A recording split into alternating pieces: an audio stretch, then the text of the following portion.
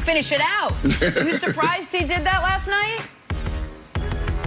Yeah, I'm surprised, and the reason why I'm surprised, you know, as a player, it's a few games on the schedule that you circle that you want to be a part of, and this is one of those games. I mean, Paul George is probably looking forward to playing against the Brooklyn Nets, and then he gets it going in the fourth quarter and brings them back, and then you get snatched for 2 minutes and 50 seconds. That's last 3 minutes of the game. That's tough. My thing is this, and I don't know this, if T. Lue had a discussion with Paul George, when you listen to the after the game presser, it didn't seem like they both was on the same page. And that's disturbing. We all know Paul George's past and obviously the situation with Doc Rivers about some of the miscommunication between the two guys. You don't want to start that. Your superstar guys you're paying $40 million to want to play in certain games. And I don't think 3 minutes would have really hurt him. So I can't take T. Lue's side on this. You got to go with the player in this situation in a highly competitive game, and especially if I got it going on. I don't think 3 minutes is going to hurt me either way. So T. Lue made a bad decision on this. And it's the regular season. It's early. It may not linger on, but certain players circle certain games, and they want to show up in those games. Come on, Ty Lue. Are you kidding me? What's going on in pro sports? All this data, all this analytics, it's just getting out of control. Like, I do embrace it. I do believe it's needed. But come on. Load management is cool. I'm actually a fan of it. But like you said, Walt, these are the games that you circle. And when you talk about load management, it's either you're playing or you're not. When you get into crunch time as a player, if a coach do this, just walk up to the scorer's table and check yourself in. Nick, I did this in high school. Coach Cone, I know you're watching. I promise you, Walk, I did it. I walked to the scorer's table. I said, I'm going in. I'm going in right now. It's probably like the third quarter. We're down by like 20. And I just checked myself in. Nick, I don't know how you feel about this, but this was terrible by Ty Lue. And that right there was the start of Brandon Marshall being part of the problem, not part of the solution. He would solve that 10 years later. Listen, this is not on Ty Lue. Ty Lue was as mad as Paul George was. This is on the Clippers medical staff, and I actually think this is a huge story. And we're going to talk more about this later. I should have mentioned this before the show. Because, guys, this isn't about modern science. This is about pseudoscience. And it's a pseudoscience that has not improved in 35 years. How do I know? Let's go back to the summer when we were watching at the beginning of quarantine, almost a full year ago, The Last Dance. Remember episode 1 of The Last Dance? What happened? Michael Jordan, fresh off a broken foot, wants to go back into a game with a minute left.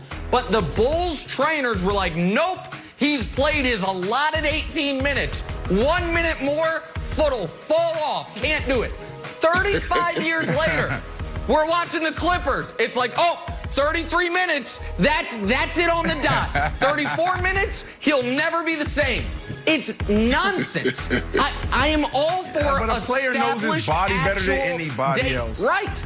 I agree. Brandon, I agree. And Paul George wanted to play, and Ty Lue wanted to play him. And they weren't allowed because they said we're listening to the doctors. But the doctors are guessing on this stuff. They get paid more than the doctors, It's terrible. It's okay, that's Brandon wants him to go rogue, but that's separate. It's nonsense. It's nonsense. You can't always leave it up to the player. All right, on to New Orleans now. Pelicans were down 24, came all the way back to beat the Celtics in overtime. Zion just bullied his way. I mean, if you watch this game, he bullied his way to 28-10. And Brandon, was last night more about Zion's dominance or whatever's going on with the Boston Celtics right now? All Zion. I mean, look, this kid he went to high school at Spartanburg Day School. Okay, that's in Spartanburg, South Carolina. He didn't play anybody, Nick. He didn't play anybody, Jenna. And then he went on to Duke, where he was one and done. What did we see there? They let him have the ball in his hand. You turn on all his highlights, go to YouTube, and all you're going to see is Zion with the ball in his hands and making things happen and dunking all over people, swatting their shots. We haven't seen that yet with the Pelicans. They have finally released this guy. They finally let this guy go loose. So when you think about who he is, this is Tyreek Hill in a Shaquille O'Neal type body. That's who he is. No. We don't know how good this kid's going to be. But pay attention, the Zion era has started now. Okay, so a few things. One is Chris Broussard was supposed to be here for one segment today, but because he has been so disrespectful to Zion's spot on the pyramid, he begged out of it. So we get more Antoine Walker, so that's good for us. What happened, America? No, that is true, America. Listen, there's two stories. Zion's last 7 games, he's averaging 30 points on an absurd 67% shooting. His free throw shooting is now passable. He doesn't shoot the 3. He does it all at the rim, and no one can stop him. He came into the league as a top 25 player, and he's only rising on that. That's one side of the ledger. The other side of the ledger is this, Antoine Walker. Your Celtics stink. They have a bad roster. Kimball Walker is a shell of his former self. They really miss Gordon Hayward, evidently. Jeff Teague has been a non-factor. Jaylen Brown's been awesome. Jason Tatum has been really good. COVID knocked him out a bit. But they've got 2 guys. 2 guys you can rely on, and the rest of the team stinks. They blew a 24-point lead last night, Antoine, and the Celtics should be greatly concerned. Well, I'm going to take a different approach than you guys took. It wasn't about Zion last night, Nick. It was about the Celtics. And it kind of sums up the Celtics season in a nutshell right now at 15-15. Like you said, Nick, they do have 2 All-Stars. I think Jaylen Brown and Tatum both make the All-Star team. Those 2 guys should be deserving there. Kimball Walker is really hurt. He hasn't came out and said it. I know he's fighting through it, but that knee has never been the same. His numbers reflect that. He's not playing at the same level that we used to see Kimball Walker play at. Took a bad shot last night when he was not having a great night. He was only 1 for 12 from the 3-point line. And then that hurt. I know you don't want to talk about it, and a lot of people haven't talked about it, but they're missing their heart and soul, and that's Marcus Smart. So it's hard for me to make a judgment on it. I still believe they're a top 4 team in the East. When they get Marcus Smart back, they'll be a lot more competitive. A little bit to blame on Danny Ainge and not strengthening the roster. Their bench is not very good. They have a very good starting lineup. So this is last night just kind of showed everything of what's wrong with the Celtics in that 24-point debacle that they had.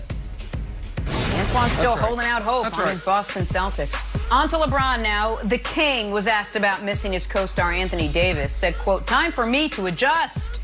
Back to you, Twan. Are the Lakers asking for too much out of LeBron with AD sidelined now? They could be. This is the time that the Lakers coaching staff has to make a decision, and the organization. You know you're not going to have AD back for a while, probably 4 to 6 weeks with this injury. You got to be really careful with it. And you got to decide whether or not what's more important. Right now, you're holding your own. You're the second seed in the Western Conference. How important is it? Can you do it at the 4th spot? Can you do it at the 5th spot? I would not wear LeBron James out. I know LeBron thinks he's going to try to do everything in his power to keep this winning up. But if you happen to fall a little bit and LeBron's healthy, you still have a legitimate chance to win the NBA title. But if you wear him out right now during this regular season, trying to keep this magical record up, then you're going to have problems. So LeBron James, they're going to have to sit down with LeBron and figure this out. You don't want to get him on a minute restriction, but you're going to have a fresh LeBron because AD is going to take a while to get back. Brandon, you alluded to this earlier in the show. AD's having a not-so-great year. He has going to have to get back in basketball shape. So they got to make a decision on what they want to do. He's having a terrible year, and I said that correctly, terrible. Look, this is exactly what LeBron has to do. Like, you know, there's no other option. And the biggest thing here, and I'll be quick, Nick, they're finally realizing that they're not deep. Like, we thought they were deep. AD goes down, and then Schroeder goes down, and now you have nobody. So this team really isn't good without AD. This is devastating for the Lakers, Nick. All right, so I think that's overstating it. And listen, you're without your 2nd and 3rd best scorers, and you end up losing a game that you lose on a last-second shot. It happens, or a last-second miss by Caruso. On LeBron's last 5 games, he's shooting 14% from 3.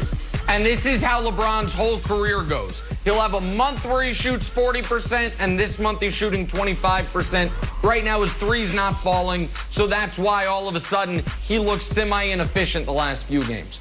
But you don't have to worry about wearing LeBron out, but I want to run something by. Can we put everyone on the screen real quick? Because I think I have a really good idea here. Because the Lakers want to keep playing LeBron. They don't want him to miss time. LeBron has said he doesn't think the All-Star game should be played. LeBron is an All-Star captain. Kevin Durant is an All-Star captain. He's out with a hamstring injury. I think LeBron and Kevin Durant should not only pick the teams, I think they should coach the teams. I think, like, seriously coach the teams. They don't play in the game, so you just want to change LeBron the format? gets the week off. Just rather than him opt out, KD can get more time to rest his hamstring. LeBron can get some actual rest. And Antoine, how competitive? I feel like the game would be more competitive with LeBron and AD coaching and doing adjustments and sets than if they were to actually play.